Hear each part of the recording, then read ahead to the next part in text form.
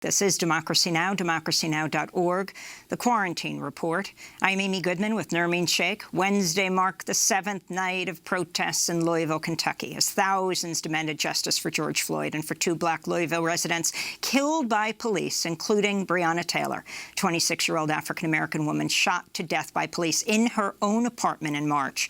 Taylor was an emergency room technician treating COVID patients as protests for Breonna Taylor and George Floyd raged on Monday. Both police and the National Guard fired shots at a crowd of protesters, killing David McAtee, whose body reportedly lay in the streets of Louisville for over 12 hours.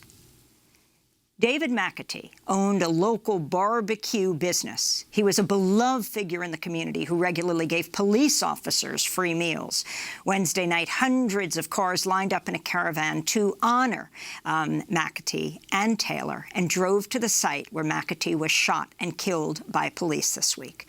Louisville Police Chief Steve Conrad has now been fired after it emerged two officers who were at the scene of McAtee's shooting did not have their body cameras activated, a violation of police department policy. Conrad had already announced his plan to retire at the end of this month as a result of the police killing of Taylor. This comes as the Louisville Metro Council's Public Safety Committee voted unanimously Wednesday night to approve proposed legislation called Breonna's Law that would regulate no-knock warrants. The law is based on what happened to Taylor on the night of March 13th when police with a warrant to search for illegal drugs entered her home and say they were immediately met by gunfire from Taylor's boyfriend. A lawsuit filed by Taylor's family says the officers arrived at the home in plain clothes, unmarked cars, did not announce who they were, and that Walker and Taylor thought they were being robbed. The Louisville Courier-Journal reports the police were investigating two men who they believed were selling drugs out of a house that was far from Taylor's apartment. A judge had also signed a warrant for them to search the house because police said they thought one of the men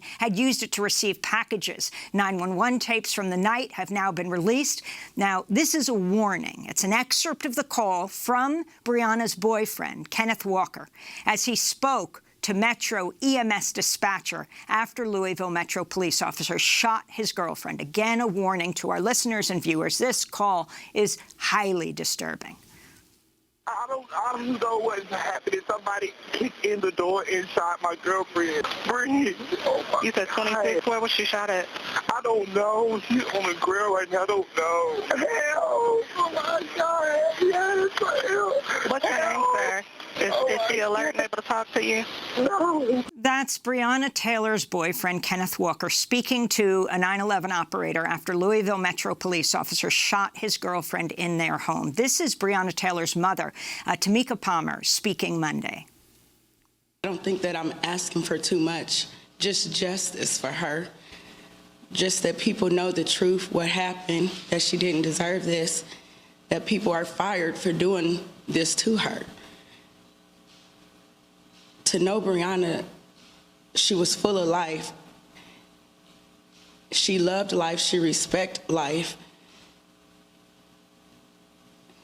This is so much bigger than her.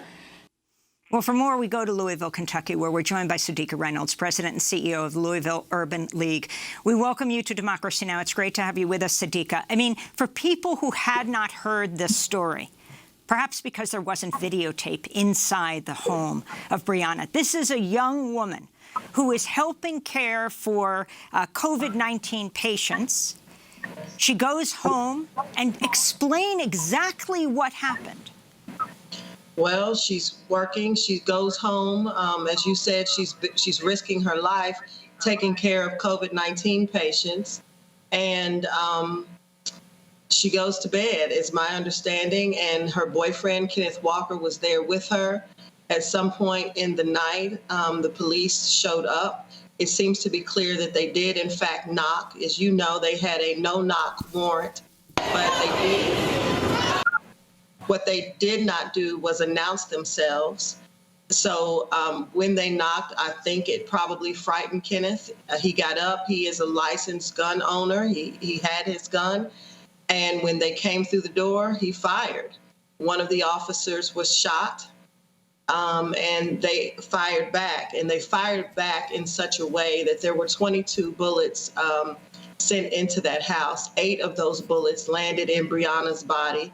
One of those bullets at least landed in the next door neighbor's house in the bedroom of a 5-year-old. One of those bullets, at least one, landed in Breonna's sister's room, who, thank God, was not at home, because if she had been, maybe her mother, Tameka, would have lost both her children that evening. And the 911 call that you hear, I guess that is when police must have retreated because one of the officers had been shot. And so that's why Kenneth had the time to make the call. What is disturbing here is that police have always known that 911 tape existed. And there seemed to be some controversy. Well, we did not know this. The community was not under the impression, never heard about any 911 call until this case really, it was really in May. I mean, and very quickly he was released once we really began the outcry to say this man should not be in jail, because it corroborated what he said. I didn't know that it was police coming in. And I think they attempt to say sometimes that he's contradicted himself. But I think it's insane for them to think like that. If you think about what it is to see someone you love, who you were just in bed with, be murdered in front of you.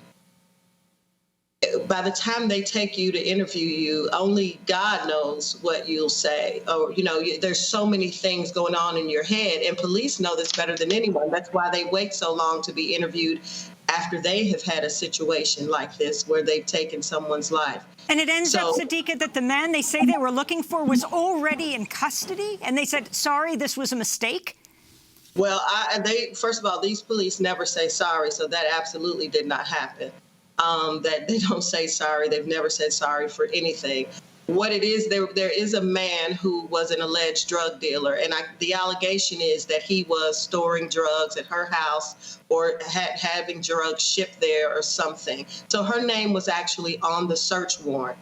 That gentleman was someplace else. Obviously, she was there with Kenneth Walker. But when you hear the story, when the police told the story, you kind of get this story that we went into the drug suspect's house. One of the suspects fired at officers, hitting an officer. A female suspect was caught in the crossfire. Basically, it was killed. And so this whole female suspect, male suspect, well, he was never a suspect. And she was never suspected of selling any drugs or anything like that. So one of the things we're really hoping that the FBI takes a very hard look at is the content of the affidavit that the police officer used in order to get the search warrant, because there are things stated in that affidavit, things like we observed this other person leaving Breonna Taylor's home with a package, and we observed Breonna Taylor's car at this other location. So the questions that we have are, well, when was that? Who was driving the car? When did you see him leaving with a package? How long ago? How many times? All of those things. Because there were also some allegations in the affidavit. There's sworn testimony in the affidavit that a sworn statement, in the affidavit that they had spoken with someone from the postal office who said that there were packages, suspicious packages. Well, that's just not true. So there are so many things that really need to be checked on and confirmed in the affidavit, because there is some belief that the affidavit is flawed. And quite frankly, the warrant itself is.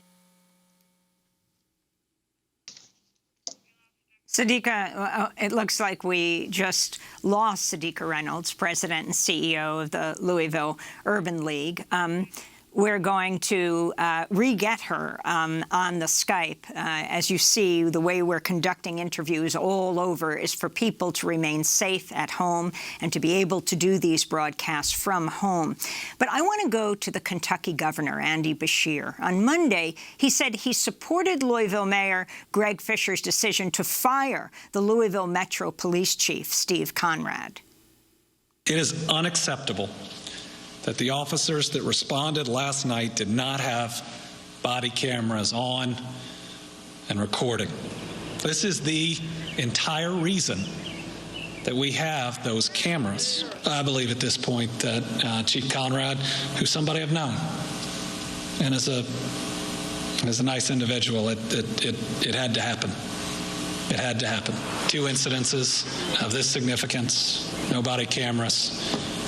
It had to happen. So that's Governor Beshear. Sadiqa Reynolds, take this forward. You have the police chief being forced out, but he was allowed to resign and stay for a couple months until the end of June because of what's happened here, and no officers have been charged. Is that right? In the killing of Breonna Taylor, and then explain what happened this week in the midst of the protests. Now he's been fired. In the midst of the protest, in the midst of us complaining and the mayor responding, and the mayor has tried very hard to be responsive, and he says there legally are things that he can't do quickly as it relates to termination of these officers. But he did say that they would, moving forward, be wearing body cameras.